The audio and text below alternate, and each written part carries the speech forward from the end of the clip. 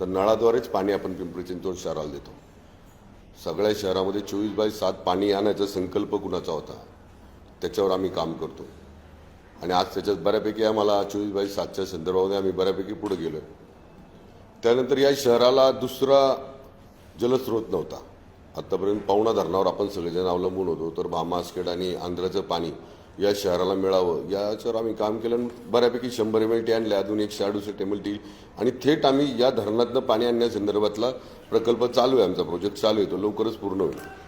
मग माझा त्याच्यामध्ये असा प्रश्न होतो की मग पवना जलवाहिनी का बंद पडली, पण पवना जलवाहिनीच्या संदर्भामध्ये का नाही आपण व्यक्त केलं मत। एक मला किस्सा आठवतो,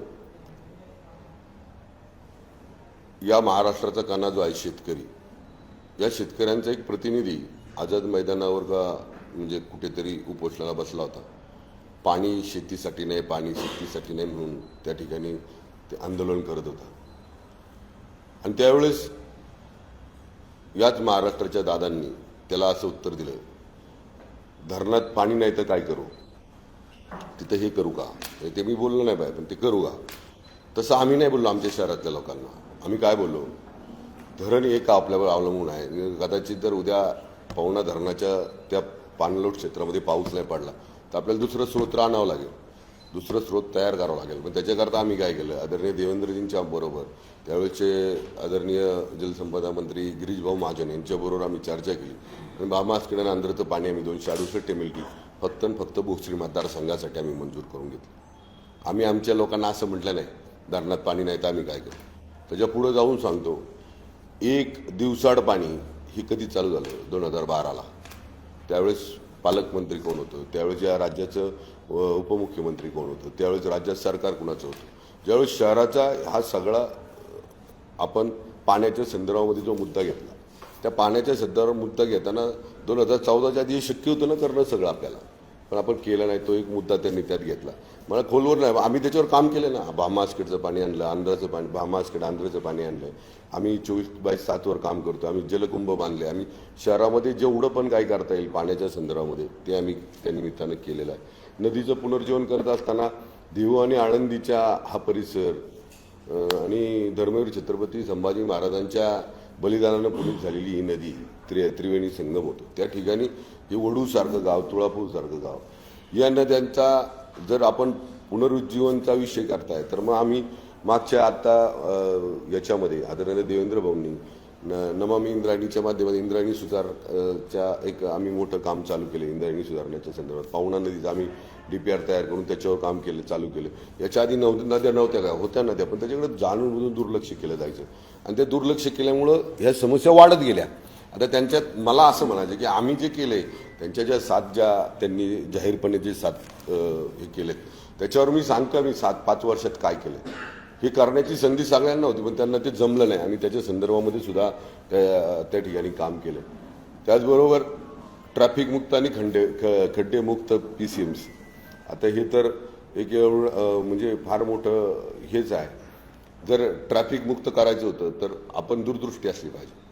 ट्रॅफिक मुक्त शहर करायचं असेल तर शहराची वाढती पुढल्या 25-30 वर्षाची लोकसंख्या काय असेल आणि त्या लोकसंख्येच्या आधारावर वाहनांची संख्या वाढेल, लोकांची संख्या वाढेल, लोकांना येण्या जाण्यासाठी आपल्याला चांगल्या इन्फ्रास्ट्रक्चर त्या ठिकाणी रोडच्या माध्यमातून द्यावं लागेल। हा विचार 25-30 वर्षापूर्वी करायला पाहिजे होता, पण तो झाला नाही। पण आम्ही त्याच्या पुढं या 2017 नंतर आम्ही खरा जो DP समाविष्ट गावांचा होता त्या DPवर काम केलं आणि DP 1997ला ही गावं समाविष्ट झाली आणि ती 2097 पासून 2017पर्यंत 1997 ते 2017पर्यंत ही गावं या विकास आराखड्यामध्ये कुठल्याही प्रकारची डेव्हलपमेंट न केल्यामुळे या विकास आराखड्यावर त्यामुळे ती वंचित राहिली।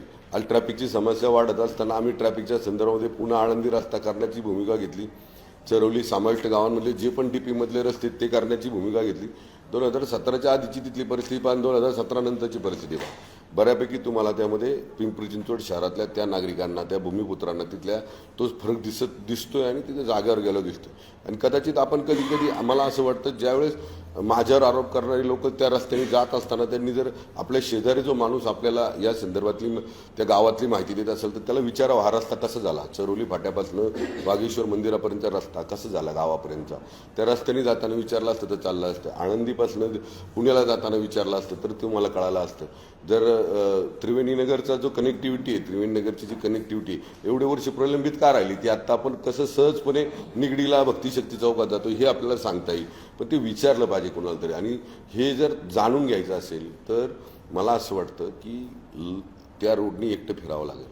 मागचा इतिहास आपल्याला माहिती पाहिजे.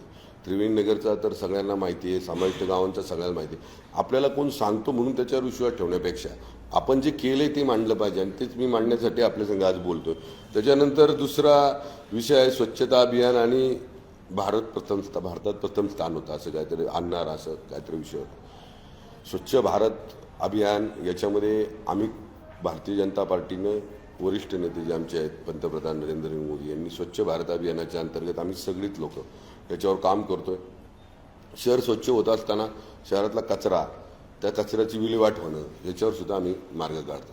हे पहा, आमच्या माझ्या भोसरी मतदारसंघामध्ये ज्या दिवसापासून कचरा टेपो झाला त्या दिवसापासून आम्ही जोपर्यंत पिंपरी चिंचवड महापालिकेमध्ये भारतीय जनता पार्टी जोपर्यंत येत नाही सत्तेत तोपर्यंत हा कचरा डंप केला जायचा. डंप करण्याशिवाय दुसरं काहीच नव्हतं. आणि तो डंपिंगमुळं त्या आजूबाजूला जेवढी पण लोक राहतात, सर्वसामान्य परिवार असतील, जी ऑथोराईज बिल्डिंग होत्या ज्याला मान्यता पिंपरी चिंचवड महापालिकेने दिली ते सगळ्या बिल्डिंग या अनऑथोराईज ठरल्या गेल्या होत्या बफर झोन डिक्लेअर केल्यामुळे.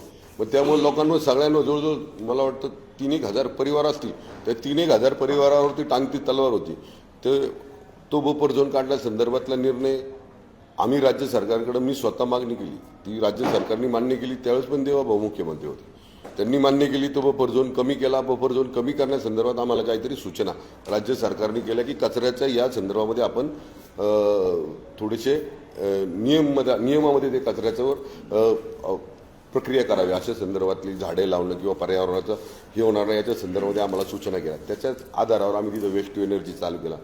बायोमायनिंग, बायोमायनिंगमुळं हे तर आत्ता नवीन अजेंडामध्ये दिसते, पण बायोमायनिंग ॲक्च्युली आम्ही चालू केलं आहे, त्याच्यावर काम चालू केलं आहे. कचरा विल्हेवाट होतोय, जो डम्पिंग केलेला कचरा आहे तो संपतोय, नष्ट होतोय, ती जागा मोकळी होणार आहे. त्याचबरोबर वेस्ट टू एनर्जी भारतातला सगळ्यात यशस्वी प्रकल्प कुठला असेल तर कचऱ्यापासून वीज निर्मिती करणं. या प्रकल्पाचं उद्घाटन आदरणीय पंतप्रधान नरेंद्रजी मोदी यांनी केलं. याचा अभिमान आपल्या सगळ्यांना असला पाहिजे. पिंपरी चिंचवड शहरामध्ये जे पण प्रकल्प आपण केले ते दूरदृष्टी ठेवून केले. आज रोजचा कचरा आपल्याला 1000 टन जमा होतो. 1000 टन कचरा जमा होत असताना तो कचरा काय फक्त डम्पिंग करायचा का, त्याच्यावर काहीतरी प्रक्रिया केली पाहिजे. या अनुषंगाने आम्ही तिथं वेस्ट टू एनर्जी प्रकल्प, बायोमायनिंग, जुने मागचा डम्पिंग केलेला जो यांच्या सत्ता काळात डम्पिंग झालेला कचरा आहे तो बायोमायनिंग, बायोगॅसच्या माध्यमातून आम्ही संपवतो. अशा प्रकारचं त्या ठिकाणी आम्ही काम केलेलं आहे मागच्या 7 वर्षामध्ये.